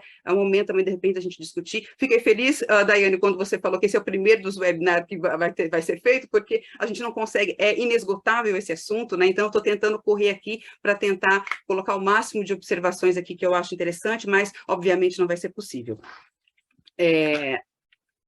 Ainda com relação à questão da apresentação da Jacira, ela faz uma colocação importante também, que é com relação à questão dos serviços de saúde, né? Tanto os serviços de saúde disponíveis, enfim, a essa população, né? O quanto isso se apresenta de forma restrita, né, pouco acesso, né, a isso, e realmente isso ocorre, como também a implementação de serviços voltados à saúde indígena por meio também dos distritos, né, ou seja, os distritos sanitários especiais indígenas são, hoje, né, atualmente ainda, os serviços disponíveis em termos de atenção primária à saúde à população indígena, né, em contexto de território, né, os aldeados aqui no Brasil. Então, a gente vem aí desde 2008, mais ou menos, né, mais especificamente 2012, tentando implementar mais a área técnica de saúde mental, né, da Secretaria Especial de Saúde Indígena por meio dos distritos também. Tá? O Gesen também traz dados tão importantes, né, e falando de Mato Grosso do Sul, né, Gesen, então parece que eu me vejo dentro do seu estudo ali também acompanhando, né, eu tive a grata oportunidade de trabalhar por muitos anos, aí 14 anos na saúde indígena, o qual foi uma escola para mim, né, e me senti muito contemplada com os dados que você apresentou, né, você acho que colocou de uma forma muito, muito, muito clara a questão da magnitude do problema, né, do suicídio indígena em Mato Grosso do Sul. A gente fala de uma população, né, especificamente ali na faixa etária dos 15 a 24 anos, né, que tem 18 vezes maior chance, maior risco, né, de cometer suicídio do que a mesma faixa etária em população não indígena, né. Você também sinalizou a questão da variabilidade dessas taxas, né, dentro do estado, ou seja, é muito mais, a gente percebe que praticamente 92% ou mais ainda de suicídios ocorrem na população indígena Guarani Kaiowá, né? No entanto, a gente, infelizmente, né, tivemos aí um aumento em 2020 para cá, né, também de suicídio na etnia terena, aqui em Mato Grosso do Sul, né, é algo novo também, né, até então a gente não observava tanto esse fenômeno, né, do suicídio entre os terena, mas de 2020 para cá a gente observou, infelizmente, esse aumento também, mas ainda a população indígena Guarani Kaiowá é aquela que mais está acometida realmente pelo suicídio. E o Gesen também fala bastante, né, fala também com relação à questão e trouxe também a questão, né, do confinamento, da questão da redução de terras, né, desse conflito territorial. Eu acho que também é um aspecto muito importante, porque existem conflitos muito grandes e que têm um impacto muito grande também na questão do suicídio aqui em Mato Grosso do Sul, né, que é essa questão dos conflitos territoriais. Então, a partir do momento em que a gente começa a pensar que eles foram, né, os indígenas aqui do estado, né, todos colocados em uma única reserva, enfim, e ali misturou-se várias etnias, enfim, e em função disso também outros conflitos surgiram em função dessa mistura, né, de etnias, a gente começa também a pensar em uma série de coisas aí. Ele também traz traz a questão dos óbitos, né, por enforcamento, e isso realmente é 99%, 98% mais ou menos das ocorrências de suicídio aqui em Mato Grosso do Sul, né, pelo menos com os Guarani Kaiowá. Acho que de uma forma geral também, o percentual, né, de suicídios por enforcamento entre os indígenas é realmente muito elevado. Então, eu gostaria de finalizar, então, só compartilhando aqui, gente, o meu tempo também já estourou, mas só para finalizar, informando que a gente teve esse processo, né, de 2008, né, marcado, né, por uma implantação de uma área técnica de saúde mental indígena, né, ou de atenção psicossocial aos povos indígenas aqui no estado de Mato Grosso do Sul. Fomos os pioneiros dentro dos distritos sanitários do país, né, então a gente começou com um importante incentivo, né, da qualificação da vigilância epidemiológica da saúde mental, mas principalmente a questão dos suicídios, né, que sempre foram muito altos na população indígena aqui em Mato Grosso do Sul. Então a gente conseguiu de 2012, né, para frente, a gente conseguiu observar uma redução, né, dos suicídios em Mato Grosso do Sul, uma tendência ao suicídio, uma tendência de redução ao suicídio aqui em Mato Grosso do Sul. É claro que fizemos vários questionamentos, analisamos várias questões para ver a que se deu essa tendência à diminuição dos casos de suicídio aqui, muito embora ainda seja alta. A gente não pode simplesmente se acomodar porque diminuiu, né, tá ok? Não, ainda continua, infelizmente, muito elevada, né? Mas aí a gente consegue atribuir isso a uma série de situações, de implementações, enfim, desde qualificação profissionais, né, voltadas para a questão do cuidado intercultural, desde a participação direta da comunidade, né, com rezadores, pastores, professores, lideranças, agentes indígenas de saúde, participando diretamente desse processo, né, de cuidado intercultural com a população indígena, né, aqui em Mato Grosso do Sul. A gente conseguiu também fazer um monitoramento, né,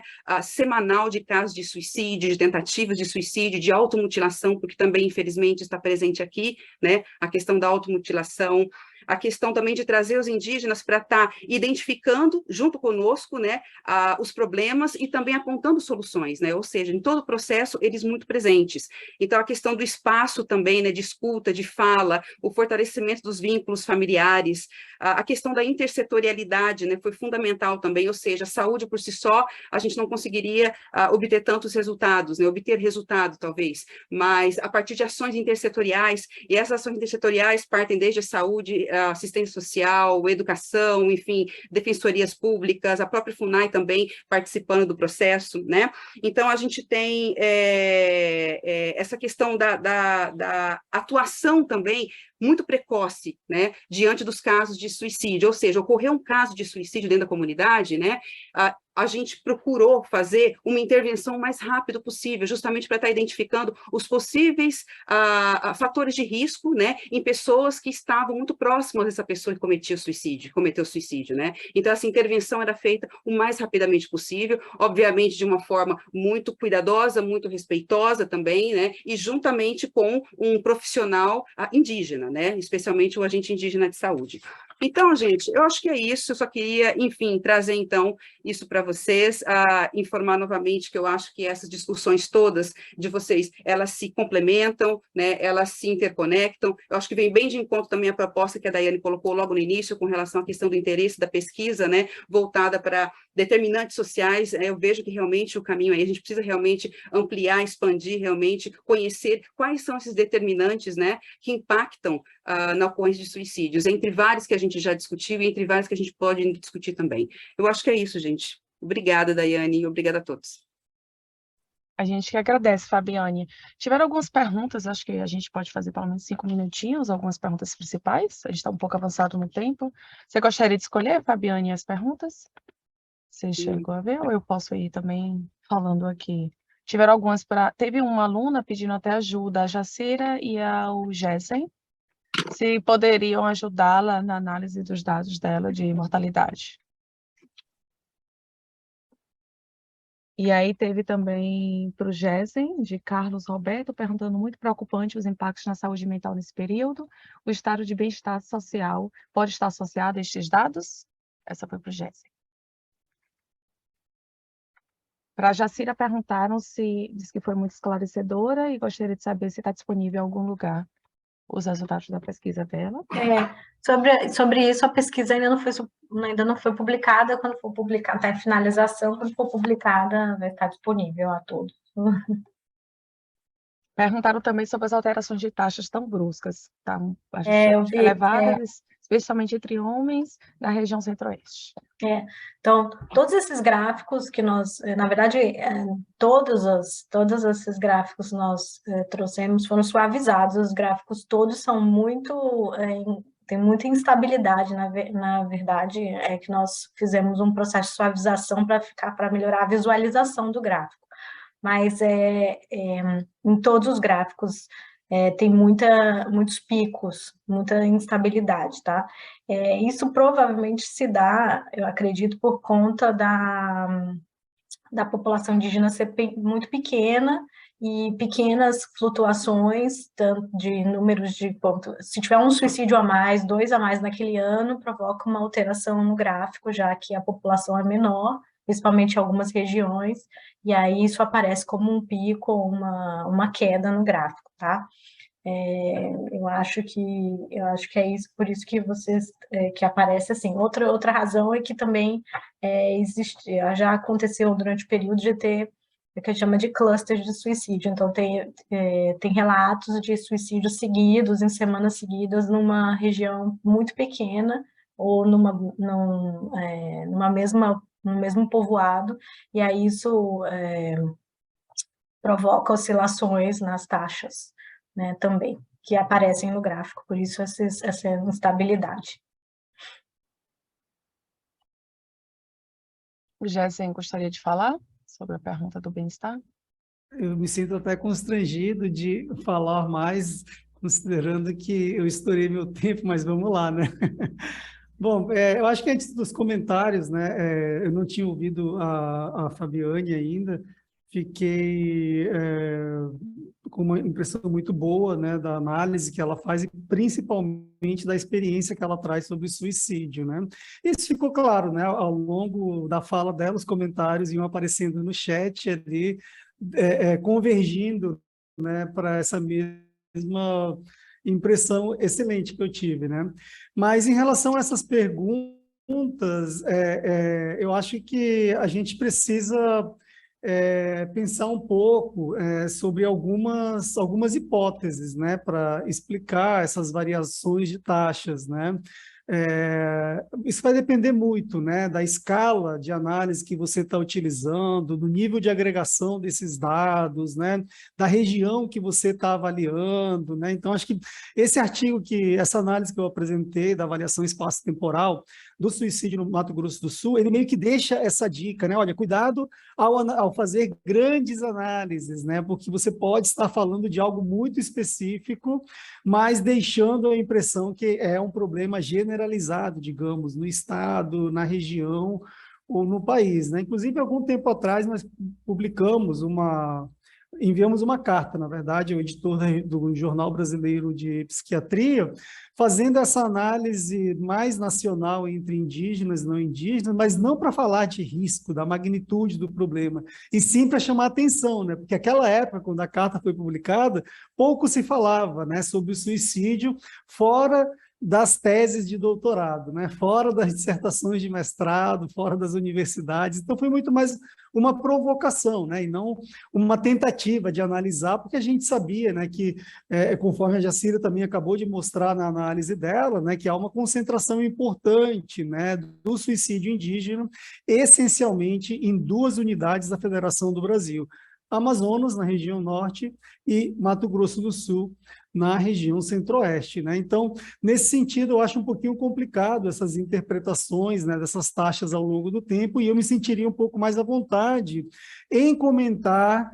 essas taxas para um contexto específico, como esse contexto do Mato Grosso do Sul, que mostrou, né, que já naquele momento, né, havia uma queda, digamos assim, razoável, né, no número de suicídios, mas que do ponto de vista estatístico não confirmou a tendência de queda, mas tinha um detalhe, era uma análise restrita a 2012. As intervenções que foram feitas pela CESAI pela Fabiane, inclusive, que a gente tem a honra aqui de estar aqui com ela, certamente ajudaram a mudar a trajetória dessa curva, né? Eu tenho certeza que nós, se repetirmos essa análise, né, nós poderíamos encontrar algo, inclusive, mais robusto, consistente, apontando, aí sim, para uma queda estatística significativa na mortalidade por suicídio no Mato Grosso do Sul, e provavelmente associada a essas melhorias, digamos, em termos de cobertura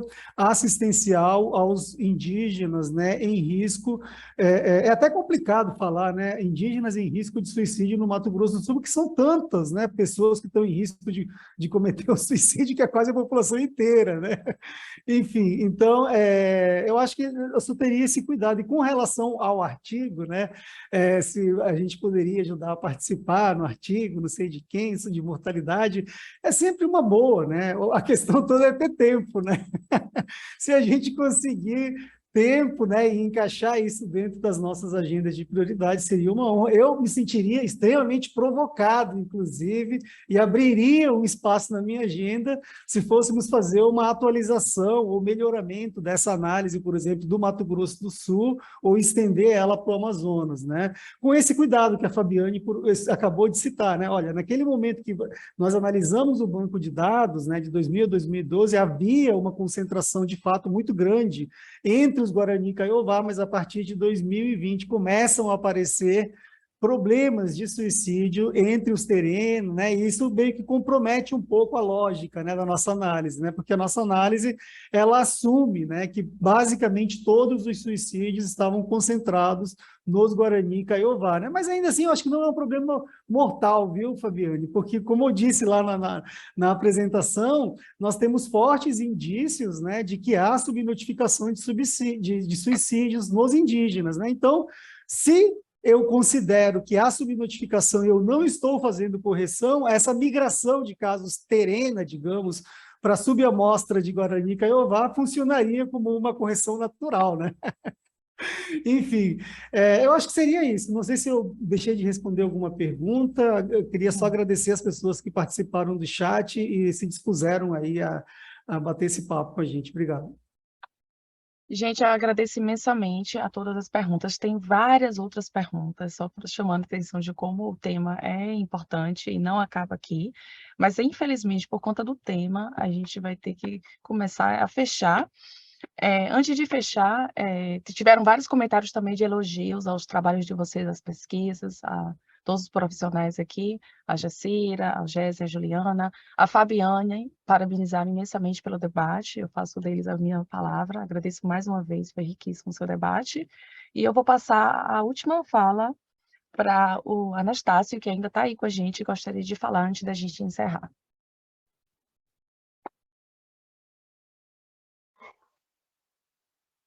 Tá bom. Eu queria comentar sobre o suicídio, né? Suicídio quando você é um povo que, principalmente nós, Guarani Kaiowá, né? Quando tira a terra, né? Tira a fala, né? Vamos supor, tira a mata, tira a água, né? Tira a religião, eu vejo que é um enfraquecimento espiritual que faz a pessoa se suicidar, né? Então, acho que vejo assim que tem que fortalecer a cultura, a tradição, né? No que a gente acredita, né? E eu vejo assim que o Estado brasileiro tem uma dificuldade de trabalhar isso, né? Outra coisa também é a nossa alimentação, né? Que hoje a maioria vive de cesta básica. É uma comida que não tem nada a ver com nós, né? Antigamente era milho branco, né? Tinha mais proteína, feijão catador.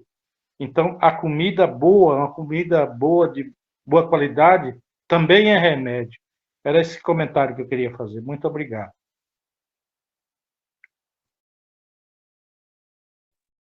Obrigada a você, Jéssica. Agradecemos mais uma vez todo o esforço. O Jéssica teve que se deslocar, procurar um lugar com internet. Então, colocou realmente um esforço bem grande para estar aqui com a gente hoje. E a gente agradece imensamente. Então, vamos iniciar o encerramento. Agradecemos a todos, principalmente aos palestrantes e debatedora, a Fabiane, que esteve aqui debatendo junto com a gente, mas também as pessoas que muito se empenharam para organizar esse evento, as pessoas investiram bastante tempo, parece simples, mas não é tão simples organizar um evento como esse, principalmente sendo o nosso primeiro. Então, eu gostaria de agradecer imensamente a Lidiane Toledo, que está aqui com a gente, a Mariana Sebastião, ao Luiz Vieira e a toda a equipe de comunicação do SIDAX, que fez com que esse webinário chegasse às pessoas que se interessam sobre o tema, que as pessoas tiveram aqui. A gente teve mais de 400 inscritos, a gente teve mais de 100 pessoas participando do início até o final. Geralmente vai diminuindo o número de pessoas, e hoje não, hoje manteve mais de 100 pessoas, só salientando quanto tempo, só chamando ainda mais atenção, quanto o tema é importante, quanto o debate não acaba aqui. Então, o webinário de hoje trouxe discussões extremamente enriquecedoras, mas que o debate não morra aqui. Seguiremos organizando mais eventos como esse e pesquisando sobre o tema, e esperamos que as nossas pesquisas possam colaborar de alguma maneira para o fortalecimento das pautas e direitos dos povos indígenas, inclusive o direito à saúde e à saúde mental. Obrigada a todos.